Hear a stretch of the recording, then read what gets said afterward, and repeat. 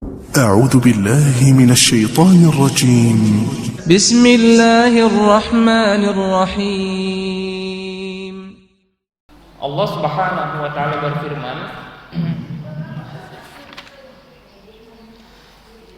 Hal fi dzalika qasamun lidhi hijr alam tara kaifa fa'ala rabbuka bi'ad irama dzatil 'imad allati lam yukhlaq mithluha fil bilad wa thamud alladziina jaabu as-sakhra bil wad. Ayat kelima, kalau kita perhatikan ayat kelima di dalam surah ini, Allah Subhanahu wa taala ingin menyebutkan kepada kita, hal fi dzalika qasamun lidhi hijr. Apakah dengan sumpah Allah Subhanahu wa taala menyebutkan, apakah dengan sumpah yang Allah sebutkan di ayat sebelumnya, ayat 1 sampai 4, apakah mereka tidak berpikir? Orang-orang yang menggunakan akalnya, apakah dia tidak berpikir?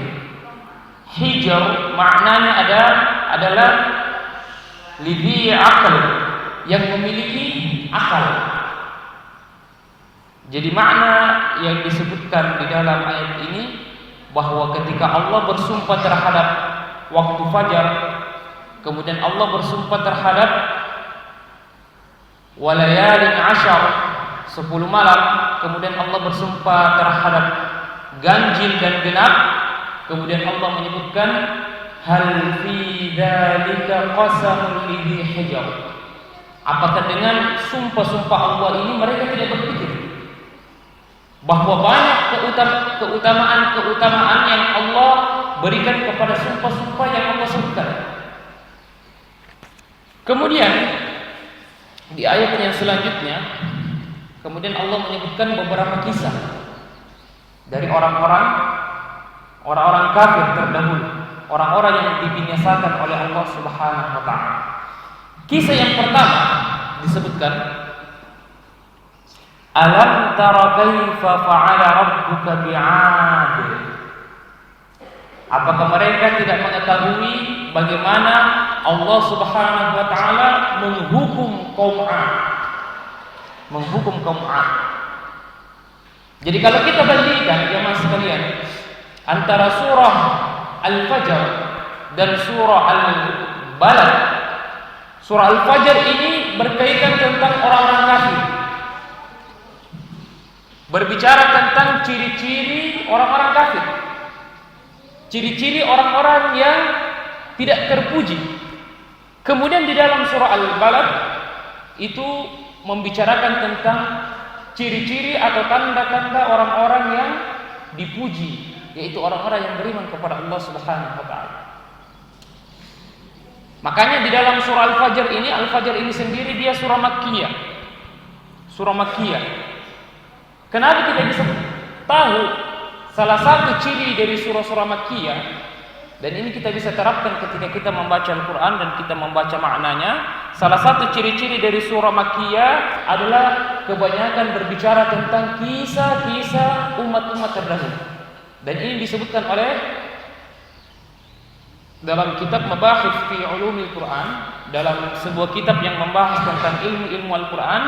Beliau menyebutkan bahwa salah satu dawabit atau mumayyizat, ciri-ciri dari surah Makkiyah, dia berbicara tentang kisah-kisah umat-umat terdahulu.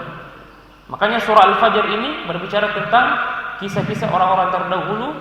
Makanya digolongkan sebagai surah Makkiyah, surah yang diturunkan sebelum hijrahnya Nabi sallallahu alaihi wasallam. Kisah yang pertama yaitu kisah kaum 'ad. Kisah kaum 'ad. Di sini disebutkan bahwa kaum 'ad ini wa haula kanu mutamarridin.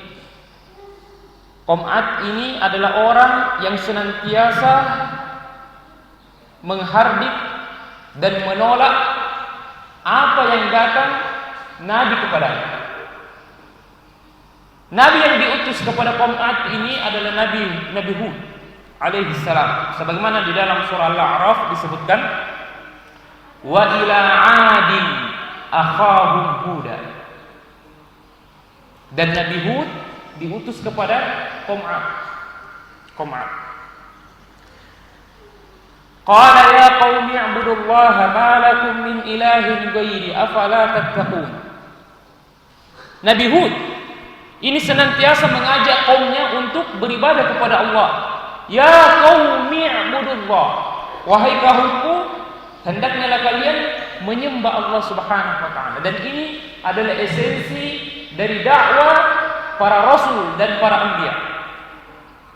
Para rasul terdahulu berdakwah u'budullah, yaitu untuk mengesahkan, mentauhidkan Allah Subhanahu wa taala. Makanya pokok penting ketika kita menyampaikan pesan-pesan kepada saudara atau saudari kita, pesan-pesan dakwah, yang paling penting kita sampaikan adalah bagaimana dia bisa beribadah kepada Allah Subhanahu wa taala. Bagaimana dia bisa beribadah kepada Allah Subhanahu wa taala, karena itu tugas dari para nabi dan para rasul. Kemudian di sini disebutkan orang-orang 'Ad ini kharijina an ta'atihi mukadzibina li rusulihi jahidina li kutubihi, fadzakara ta'ala kaifa ahlakahum wa dammarahum wa ja'alahum ahadits wa ibaran. Kaum 'Ad ini dia senantiasa mendustakan agama Allah. Dia senantiasa mendustakan agama Allah. Dia senantiasa menolak, berpaling dari ayat-ayat Allah. Makanya Allah menyebutkan tentang kaum 'Ad ini diberikan azab, diberikan kehancuran kepada kaumnya. Makanya di dalam surah Al-A'raf disebutkan, wa qala al-mala'u alladziina kafaru min qaumihi inna lanaraka fi safahati wa inna lanadhunnuka minal kadhibin. Salah satu pembesar dari kaum 'Ad ini berkata kepada Nabi Hud, inna lanaraka fi safaha, sesungguhnya saya melihatmu Nabi Hud ini, saya melihatmu adalah orang yang bodoh. Jadi Nabi Hud dicap di tengah kaumnya sebagai orang yang bodoh. Wa inna lanadhunnuka minal kadhibin, dan saya mengira bahwa kami ini adalah orang-orang yang pendusta.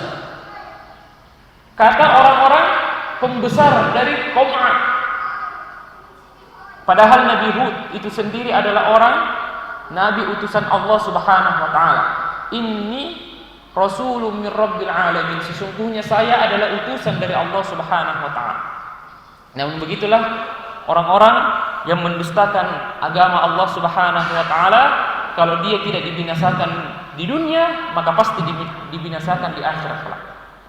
Kalau dia tidak dihancurkan di dunia, maka kelak Allah Subhanahu wa taala akan menghancurkan dan mengadab mereka di akhirat Allah Subhanahu wa taala.